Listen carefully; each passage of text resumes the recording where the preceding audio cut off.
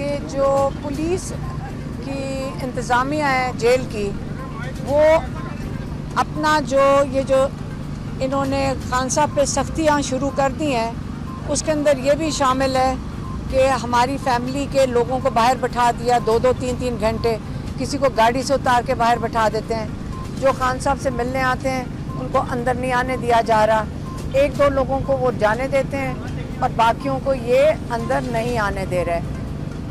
دوسرا کہ جو 6 لوگوں کی اجازت ملی ہوئی تھی ان کو کہ آپ لوگ 6 پولیٹیکل لوگوں کو آپ ملاقات کر سکتے ہیں، انہوں نے وہ اب کم کر کے 3 لوگ کر دیے ہیں۔ 3 لوگوں سے زیادہ خان صاحب اپنے پولیٹیکل لوگوں کو ایک ہفتے میں 1 دفعہ نہیں مل سکیں گے۔ یہ اب کس سے کم کر رہے ہیں؟ میرے خیال میں ان کو 8 ستمبر کا جو جلسہ ہونے جا رہا ہے اس کا خوف اب بہت زیادہ بڑھ گیا ہے۔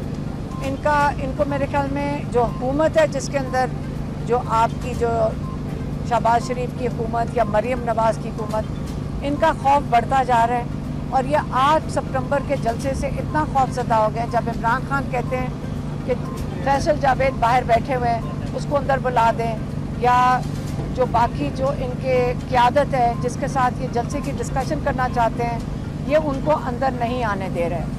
کل بھی صرف جو 3 لوگ تھے اس میں سے بھی کل صرف عمر ایوب اور شبلی فراز کو جانے دیا، تو یہ اس طرح کنٹرول کرنے کی کوشش کر رہے ہیں۔ لیکن عمران خان پرعزم تھے، کہتے مجھے کسی چیز کی فکر نہیں ہے، ہمارے جو پاکستان 8 فروری کا ہے وہ خود ہی نکلیں گے، مشکلات بھی ہوئیں گی، کوئی فرق نہیں پڑتا، اگر انتظام نہیں بھی ہوگا لوگ انشاءاللہ خود ہی آ جائیں گے 8 ستمبر کو، کیونکہ میں نے خود اس کی کال دی ہے، مجھے پتہ ہے کہ یہ وقت آ گیا ہے کہ ہمیں یہ موومنٹ جو ہے اپنے انصاف کے لیے شروع کرنی پڑے گی، اب ٹائم آ گیا ہے، انہوں نے یہ کہہ دیا۔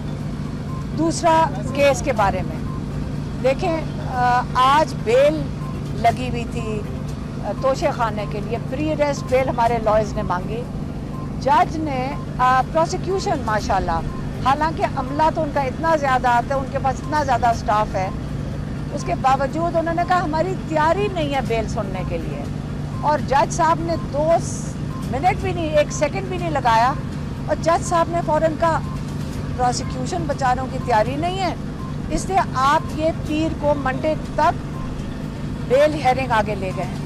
اب میں آپ کو بتاتی ہوں یہ کیا کرنا چاہ رہے ہیں، ہم آپ یہ ساری چیزیں سیکھ بھی گئے ہیں، ہمیں سمجھ بھی آ گئی ہے۔ یہ چاہ رہے ہیں کہ یہ جو القادر ہے، القادر کیس میں ان کو سزا سنا دی جائے جلد سے جلد، اور تب تک یہ جو بیل ہے پری اریسٹ بیل، اس کے اوپر اس کی بھی ڈیٹ آگے کرتے جائیں گے، اور اب انہوں نے سپیڈ پکڑ لیا جج صاحب نے، اور بڑا وقت دے رہے ہیں کہ القادر کے اندر سزا جلد سے جلد سنائی جائے۔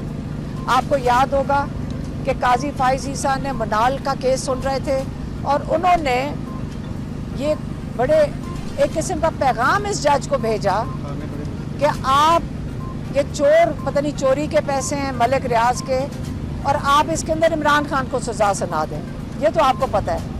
اب جج صاحب صرف 1 دن کا انتظار کر رہے ہیں کہ جلد سے جلد یہ سزا سنائی جائے، اور عمران خان کو جب سزا سنا دیں گے اس کے بعد 2-3 مہینے ہمارے لائرز کے مطابق کم سے کم 3 مہینے لگیں گے کہ یہ ہائی کورٹ میں جا کر، جو 1 دن کا کیس ہوتا ہے آپ کو پتہ ہے، ہائی کورٹ میں بھی 3-3 4-4 مہینے اس کو گھسیٹیں گے۔ تو عمران خان کو اس طرح انہوں نے جیل سے نہیں نکلنے دینا، اس کے بعد اور کیسز تیار کریں گے۔ اب ہمیں فیصلہ کرنا ہے کہ یہ جو ناجائز کیسز بناتے چلے جا رہے ہیں، ہم نے ان کا تماشا کتنی دیر یہ سہنا ہے، ہماری تو برداشت، ہم 1 سال سے یہ تماشا دیکھ رہے ہیں، اب یہ القادر کا ہم انتظار کر رہے ہیں کہ القادر میں یہ جج صاحب کس چیز پہ سزا دیں گے عمران خان کو۔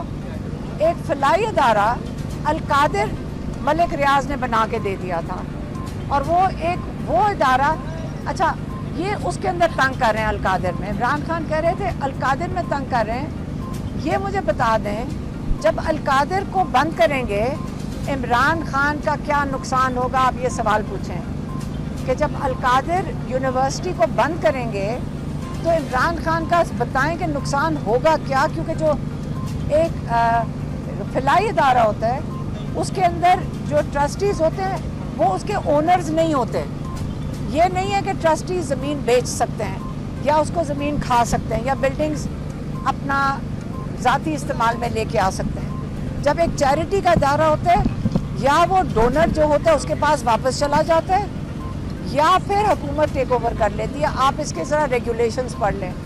تو جب یہ بند ہوگا، القادر کو یہ کوشش کر رہے ہیں بند ہو جائے، تو وہاں پہ جو بچے دین کے بارے میں پڑھ رہے ہیں، ٹیکنالوجی کے بارے میں پڑھ رہے ہیں، وہ کل اپنے لیے کہاں تعلیم ڈھونڈ رہے ہوں گے.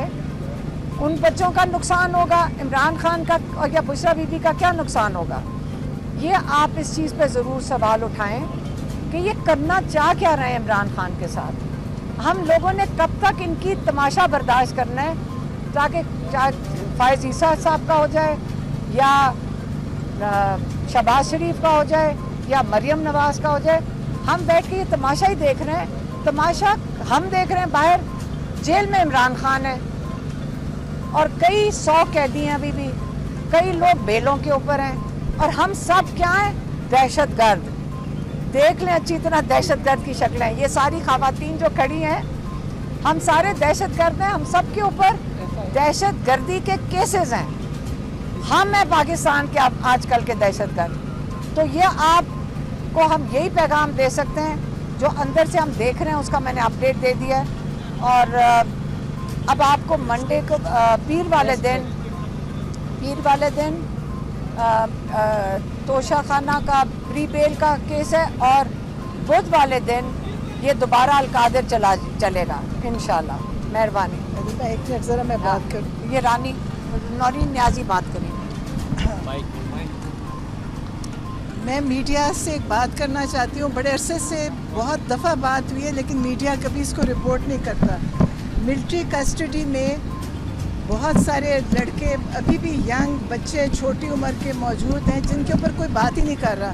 نہ ان کے کیسز کا ہو رہا ہے کہ سپریم کورٹ نے فیصلہ کرنا ہے، نہ وہ فیصلہ کر رہے ہیں، اور یہ کچھ نہیں پتہ کہ ان کا کیا آگے انجام ہونا ہے. تو آپ لوگ اس کو رپورٹ ہی نہیں کرتے. خان صاحب بھی اکثر جیل میں بات کرتے ہیں، کوئی باہر اس کو رپورٹ نہیں کرتا. تو آپ پاکستانی ہو کے، ایک میڈیا ہو کے اس کے اوپر بات کریں کہ ملٹری کورٹ کے ناجائز کیسز بنا کے ناؤ لے کے جوان بچے چھوٹی عمر کے جن کی پڑھائیاں بھی ضائع ہو رہی ہیں، ان کے ایک سال پڑھائی کے ضائع ہو گئے، نوکریاں لوگوں کی چلی گئی ہیں، اور گھروں کو جو سنبھالنے والے بچے ہیں وہ سب بیٹھے ہیں. آپ لوگ پلیز اس کے اوپر کریں، انسانیت کے طور پہ کریں. یہ نہیں کریں کہ یہ کوئی سیاسی بات ہے، انسانوں کے لیے کریں. وہ بچے 17 سال سے لے کے 30-40 سال تک کے بچے ہیں، کوئی نوکری کرتا ہے، کوئی پڑھ رہا تھا، ڈگریاں ان کی رہ گئی ہیں. تو آپ اس پہ